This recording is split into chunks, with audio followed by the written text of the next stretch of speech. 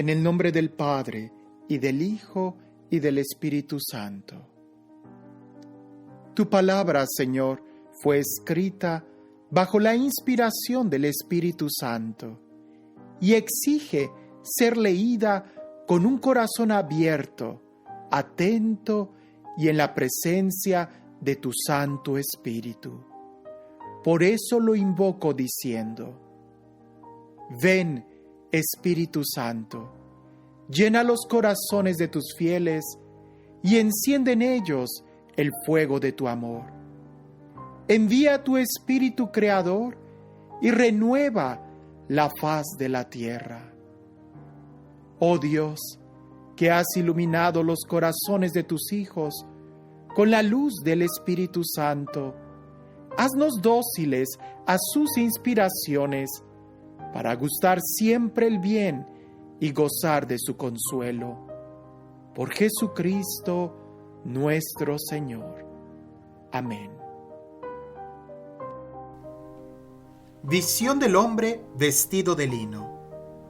El año tercero de Ciro, rey de Persia, Daniel, llamado Baltasar, tuvo una revelación, un mensaje veraz sobre la gran guerra. Él entendió el mensaje y su comprensión le fue dada a través de una visión. En aquellos días, yo, Daniel, estaba haciendo una penitencia de 3 semanas.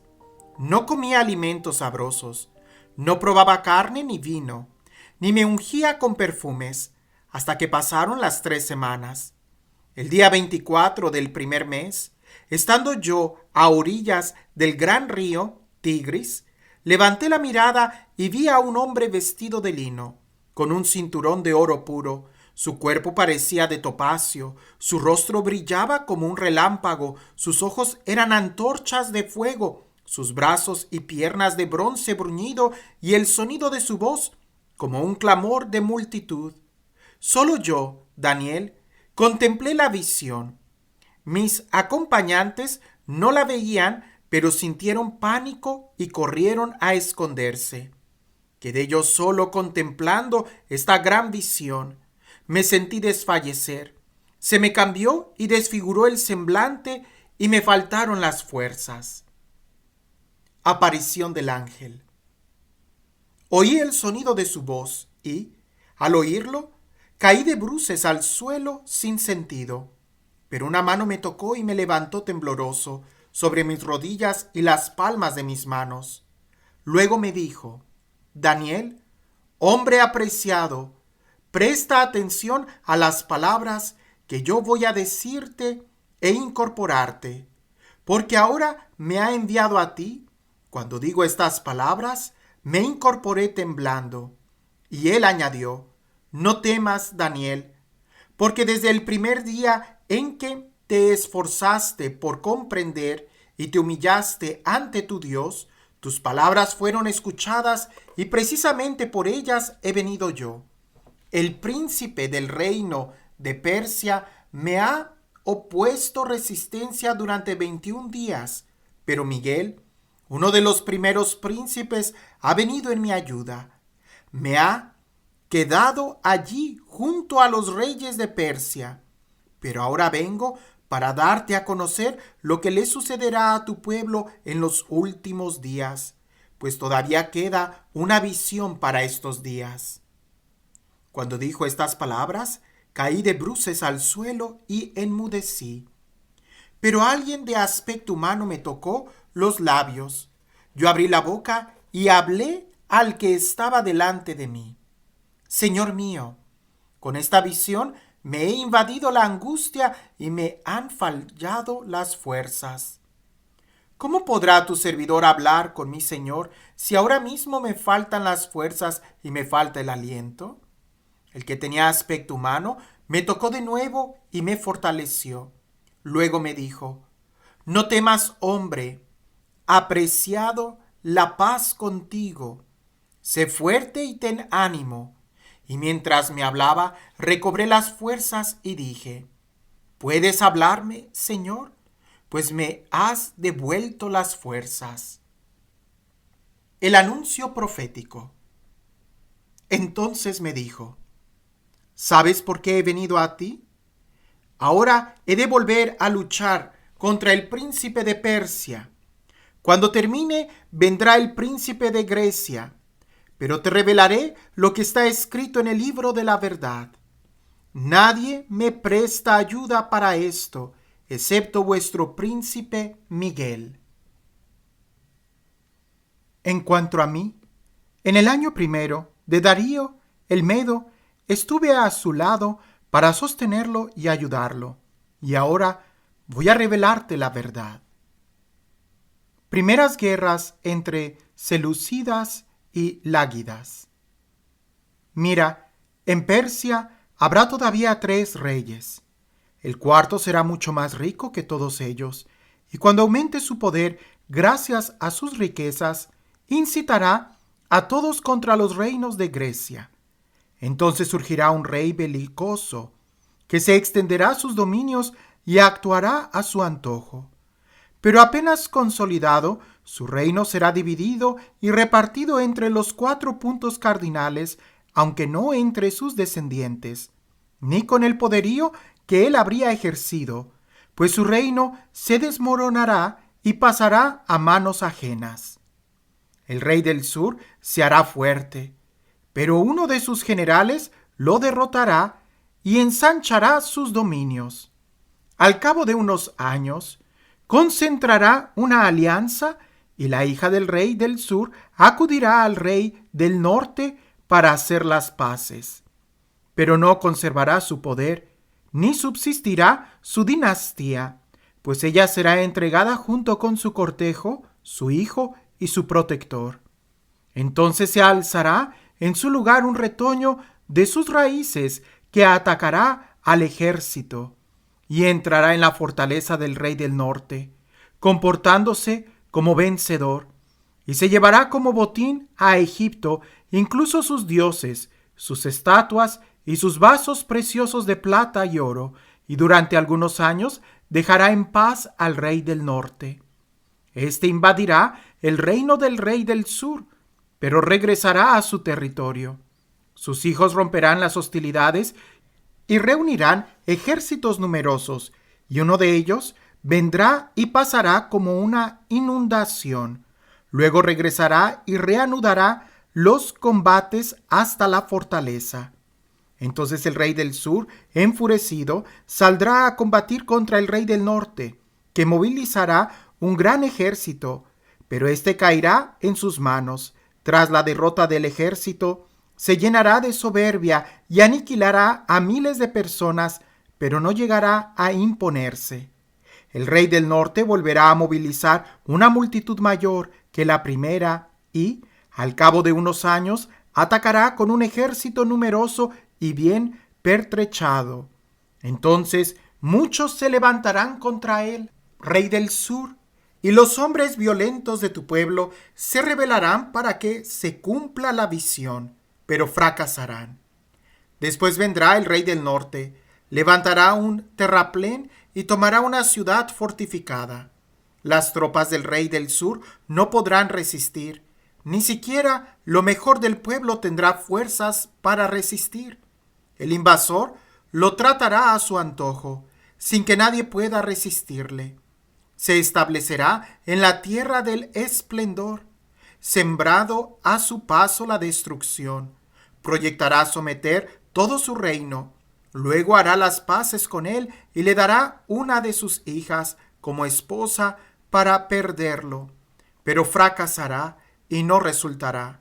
Luego se dirigirá hacia las islas y conquistará muchas, pero un general pondrá fin a su afrenta sin que él pueda devolverla.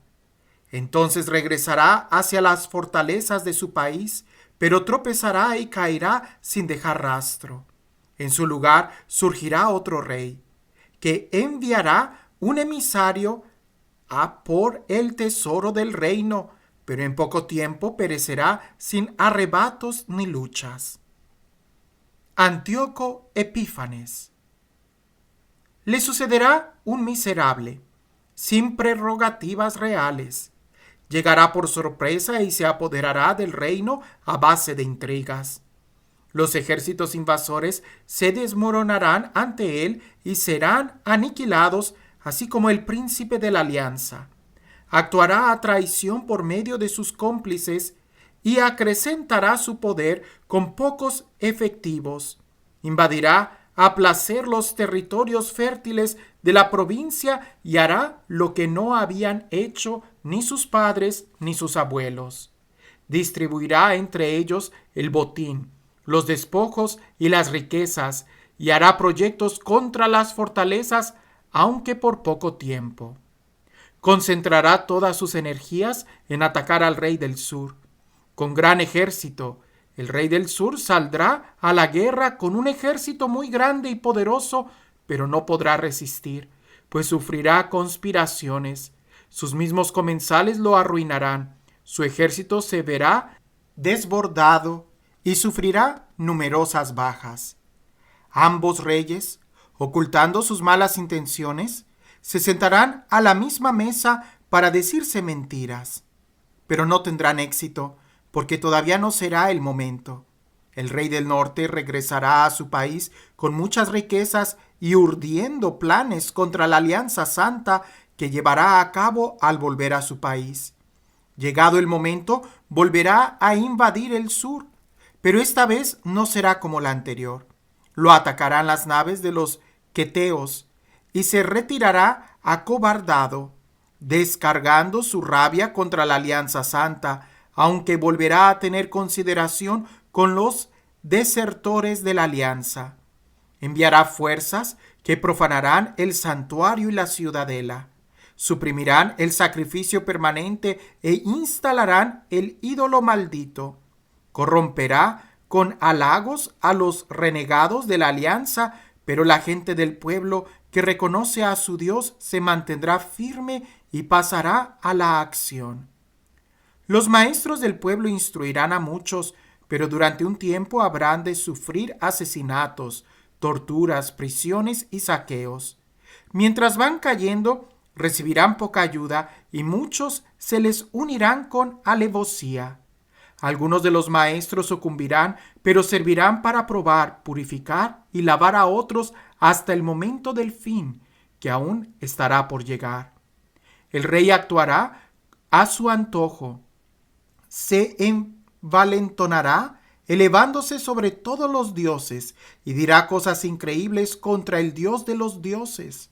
Cosechará éxitos hasta que se haya colmado la cólera. Por lo que está decidido, se cumplirá. No tendrá en cuenta a los dioses de sus padres, ni el favorito de las mujeres, ni a ningún otro dios, pues se creerá superior a todos. En su lugar glorificará al Dios de las fortalezas, con oro, plata, piedras preciosas y joyas glorificará a un Dios a quien sus padres no conocieron. Actuará contra las ciudades fortificadas con la ayuda de un Dios extranjero y colmará de honores a quienes lo reconozcan, otorgándoles poder sobre multitudes y repartiéndoles tierras en recompensa. Fin del perseguidor. En el momento final lo atacará el rey del sur. El rey del norte se lanzará contra él con carros, jinetes y numerosas naves. Invadirá sus tierras y pasará como una inundación. Después vendrá a la tierra del esplendor, donde perecerán muchos, pero de su poder se librarán Edom, Moab y la mayor parte de los amonitas.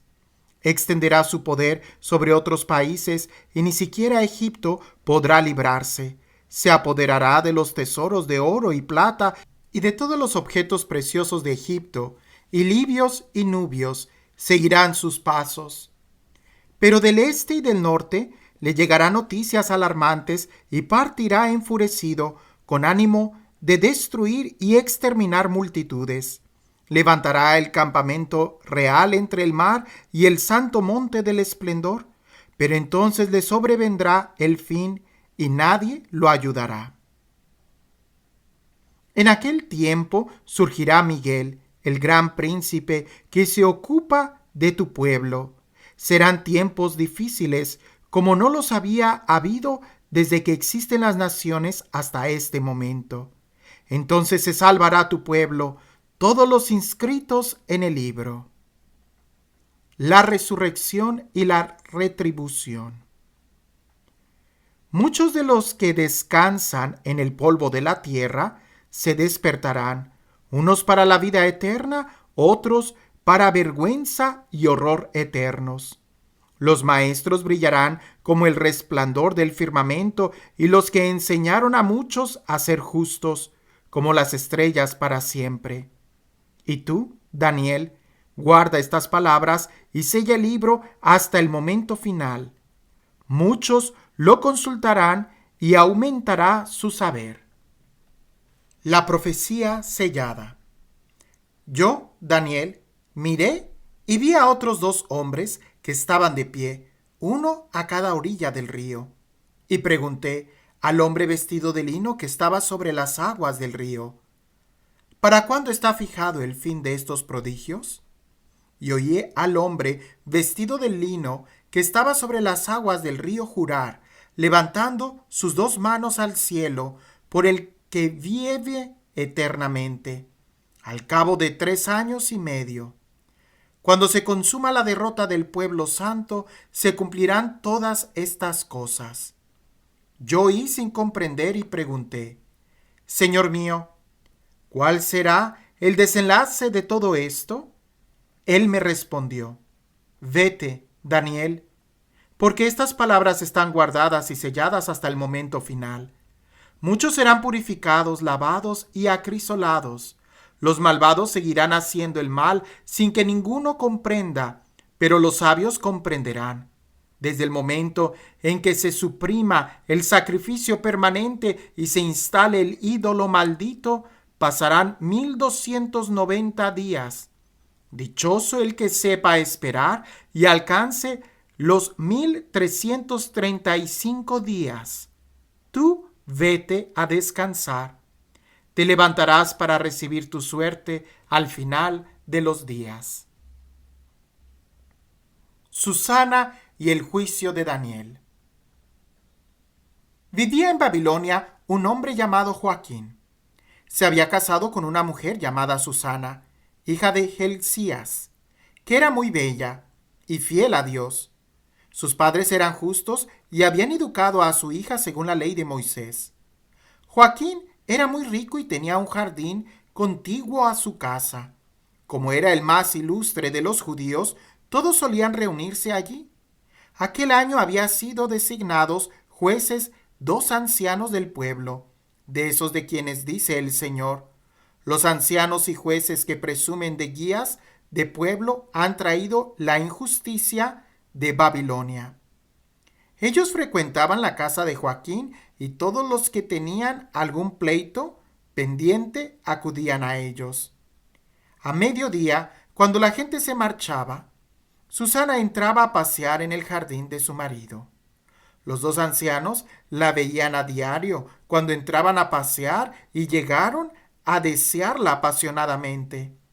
Perdieron la cabeza y desviaron su atención, olvidándose de Dios y de sus sentencias justas. Los 2 estaban locos de pasión por ella, pero no se atrevieron a confesarse mutuamente su tormento, pues les daba vergüenza reconocer el deseo de tener relaciones con ella, y todos los días acechaban afanosamente para verla. Un día se dijeron el uno al otro: vámonos a casa, que es la hora de comer. Al salir se separaron, pero dieron la vuelta y regresaron al mismo sitio. Tras preguntarse mutuamente el motivo, terminaron reconociendo su pasión y acordaron aprovechar la ocasión en que pudieran sorprenderla sola. Un día, mientras acechaban el momento apropiado, entró Susana como en días anteriores, acompañada solamente por 2 criadas, y como hacía calor, quiso bañarse en el jardín. No había nadie allí, excepto los 2 ancianos, que escondidos la espiaban. Susana dijo a las criadas: traedme aceite y perfumes y cerrad las puertas del jardín para que pueda bañarme. Ellas obedecieron, cerraron las puertas del jardín y salieron por la puerta lateral para traer lo que Susana había pedido, sin ver a los ancianos que estaban escondidos. En cuanto salieron las criadas, los dos ancianos se levantaron, se acercaron corriendo a ella y le dijeron: «Las puertas del jardín están cerradas y nadie nos ve. Nosotros te deseamos, así que déjanos acostarnos contigo. Si te niegas, te acusaremos diciendo que estabas con un joven y que por eso habías despedido a tus criadas». Susana empezó a gemir y dijo: «No tengo escapatoria. Si consiento, me espera la muerte, pero si me niego, no me libraré de vosotros. Prefiero caer en vuestras manos por no consentir a pecar contra el Señor». Y Susana se puso a gritar a grandes voces, pero los dos ancianos también gritaron contra ella, y uno de ellos corrió a abrir las puertas del jardín. Al oír el griterío en el jardín, los de la casa se precipitaron por la puerta lateral para ver qué ocurría. Y cuando los ancianos contaron su historia, los criados quedaron abochornados, porque jamás se había dicho de Susana nada parecido. A la mañana siguiente, cuando la gente se reunió en casa de Joaquín, su marido, llegaron también los dos ancianos con la perversa intención de condenar a muerte a Susana. Y en presencia del pueblo dijeron: «Id a buscar a Susana, la hija de Gelcías y mujer de Joaquín». Fueron a buscarla y ella compareció acompañada de sus padres, sus hijos y todos sus parientes. Susana era sumamente delicada y muy hermosa. Aquellos canallas le ordenaron que se quitase el velo con el que estaba cubierta para poder regordearse de su belleza. Sus familiares y todos los que la veían rompieron a llorar. Entonces los dos ancianos se levantaron en medio de la asamblea y pusieron sus manos sobre la cabeza de Susana. Ella, llorando, levantó la mirada al cielo, pues su corazón confiaba plenamente en el Señor. Los ancianos dijeron: «Mientras paseábamos nosotros solos por el jardín, entró ésta con dos criadas, cerró las puertas y despidió a las doncellas. Entonces se le acercó un joven que estaba escondido y se acostó con ella. Nosotros estábamos en un rincón del jardín y, al ver la infamia, corrimos hacia ellos y los sorprendimos abrazados, pero a él no pudimos atraparlo porque era más fuerte que nosotros y abriendo las puertas se escapó. A esta, en cambio, la agarramos y le preguntamos quién era aquel joven, pero no quiso decírnoslo. De todo esto, nosotros somos testigos». La asamblea los creyó como ancianos y jueces del pueblo que eran, y condenaron a muerte a Susana. Entonces Susana se puso a gritar a grandes voces: «Dios eterno, que ves lo escondido y conoces todo antes de que suceda. Tú sabes que estos han dado falso testimonio contra mí, y ahora tengo que morir sin haber hecho nada de lo que estos han tramado injustamente contra mí».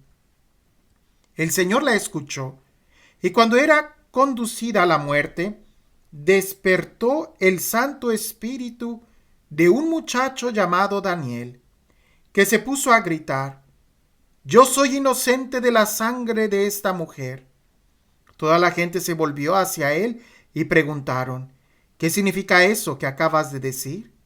Él, de pie en medio de ellos, respondió: «¿Tan necios sois, israelitas, como para condenar a una hija de Israel sin hacer interrogatorios y sin investigar la verdad? Volved al tribunal, porque estos han dado falso testimonio contra ella».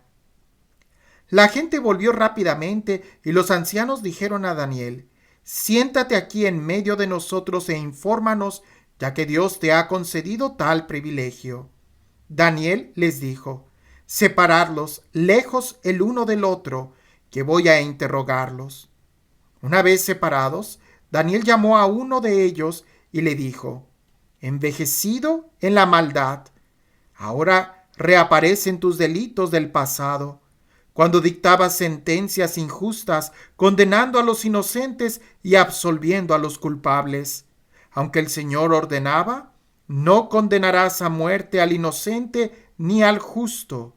Si realmente la viste, dinos bajo qué árbol los vistes abrazados. Él respondió, bajo una acacia. Y Daniel replicó, tu mentira se vuelve contra ti, pues un ángel de Dios ya ha recibido la sentencia divina y te partirá en dos. Una vez retirado éste, mandó traer al otro y le dijo, raza de Canaán, que no de Judá, la belleza te ha seducido y la pasión ha pervertido tu corazón. Así tratabais a las mujeres israelitas y ellas por miedo se acostaban con vosotros. Pero una mujer judía no se ha sometido a vuestra maldad.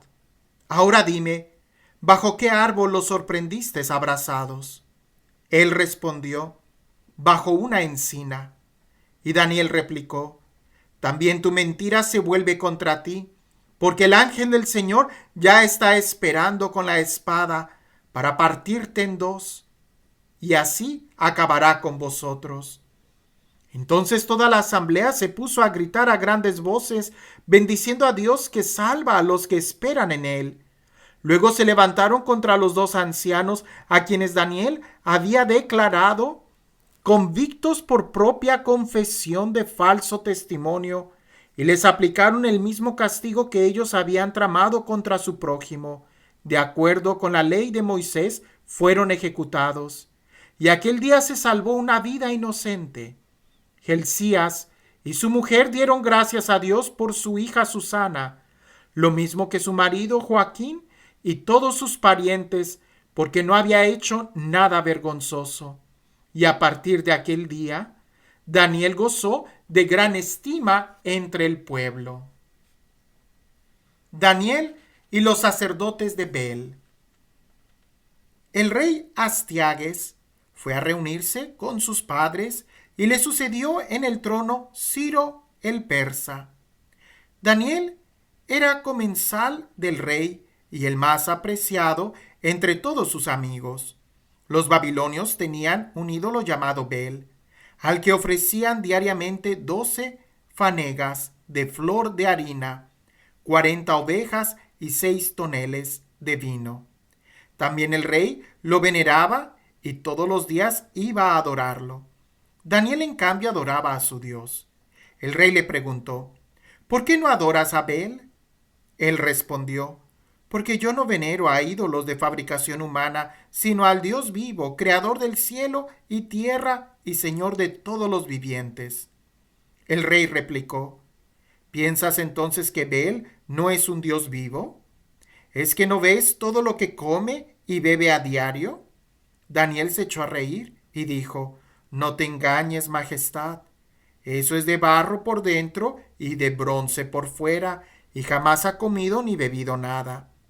Enfurecido el rey, mandó llamar a sus sacerdotes y les dijo, si no me decís quién es el que se come ese derroche, moriréis.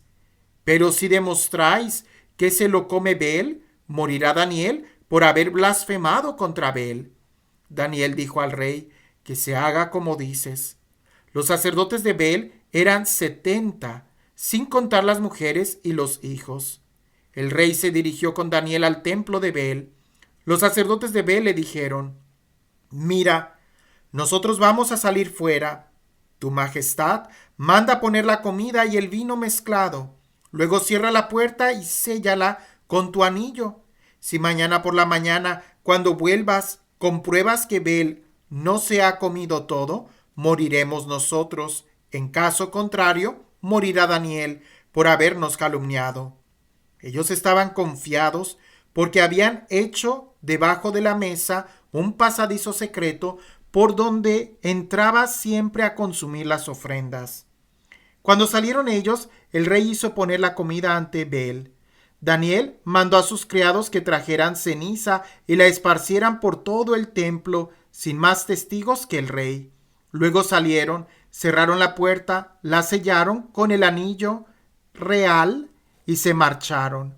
Los sacerdotes llegaron por la noche, como de costumbre, con sus mujeres y sus hijos, y se lo comieron y bebieron todo. El rey salió muy temprano con Daniel.